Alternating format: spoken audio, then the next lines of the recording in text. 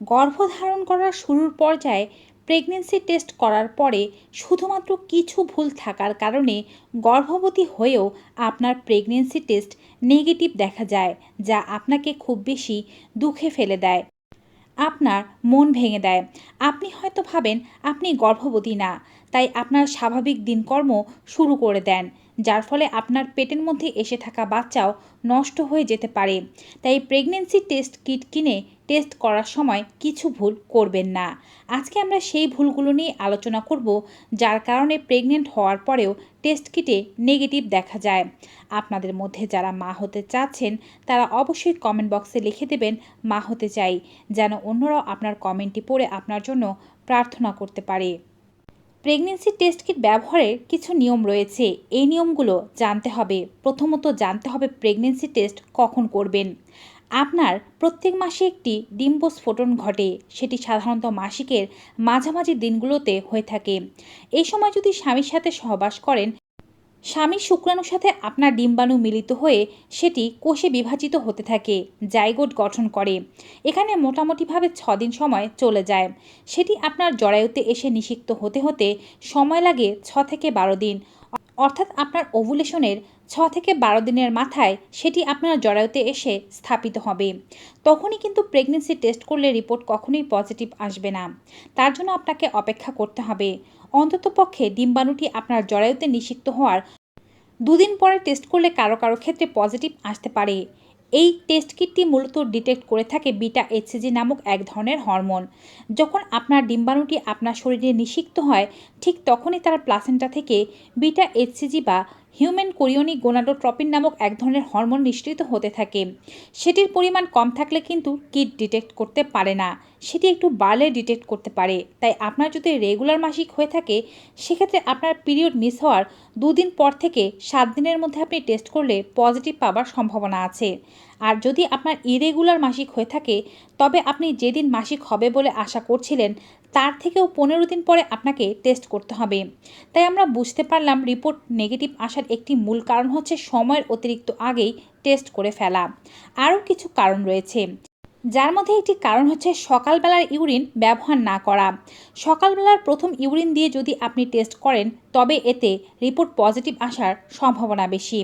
সারাদিনে আপনি জল পান করেন, খাবার খান, এতে করে আপনার মূত্র পাতলা হয়ে যেতে পারে এবং এর কনসিস্টেন্সি যতটা লিকুইড হবে, রিপোর্টে পজিটিভ আসার সম্ভাবনা ততটাই কম।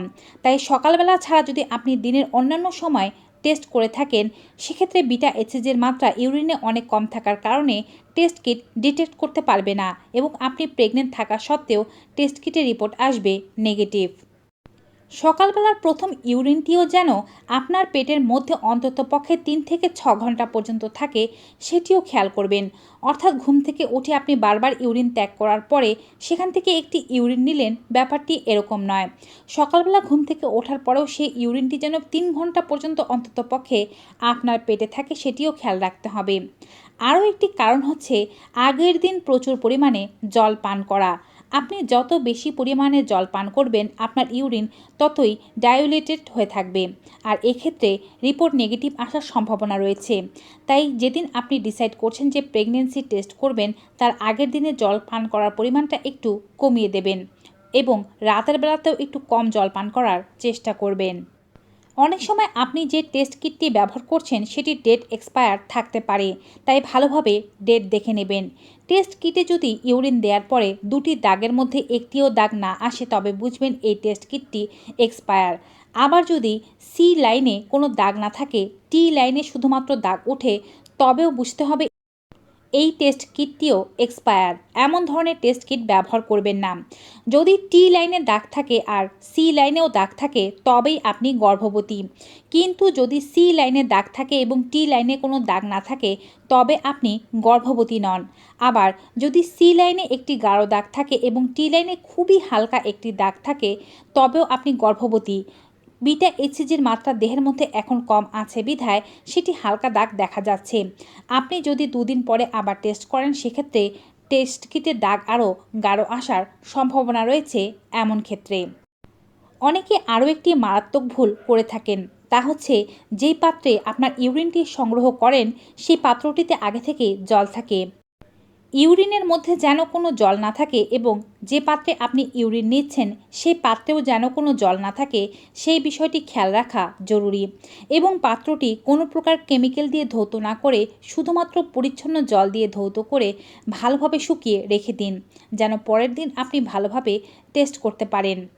ইউরিন টেস্ট করার সময় সেখানে সর্বোচ্চ সময়সীমা দেয়া থাকে 3 মিনিট থেকে 10 মিনিট পর্যন্ত।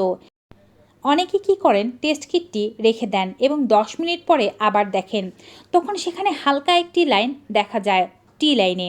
সেটিকে ইভাপোরেশন লাইন বা ভাপের লাইন বলা হয়ে থাকে। এটি কিন্তু টেস্ট কিটের কেমিক্যালগুলো বাতাসের সাথে বিক্রিয়া করে একটি হালকা লাইনের সৃষ্টি হয়। এটি দেখে খুশি হয়ে গেলে চলবে না, এটি প্রেগনেন্সি লাইন নয়। আপনি যদি প্রেগনেন্ট হয়ে থাকেন তবে টেস্ট কিটের রেজাল্ট 3 মিনিট থেকে 5 মিনিটের মধ্যেই চলে আসবে। সর্বোচ্চ 10 মিনিট সময় দেওয়া হয়েছে। এর চেয়ে বেশি সময় অতিক্রান্ত হলে টেস্ট কিটে যে রেজাল্ট আসছে তাকে মান্য করা যাবে না। আশা করছি টেস্ট কিট নিয়ে আপনাদের মনে যত রকমের প্রশ্ন আছে উত্তর পেয়েছেন। টেস্ট কিটে যদি নেগেটিভ আসে তারপরও যদি আপনার পিরিয়ড না হয় সেক্ষেত্রে আপনি আরও 7 দিন অপেক্ষা করে টেস্ট করবেন। 7 দিন পরেও যদি আপনার পিরিয়ড না হয়, পিরিয়ড কেন হচ্ছে না সেই জন্য ডক্টরকে দেখানো আবশ্যক।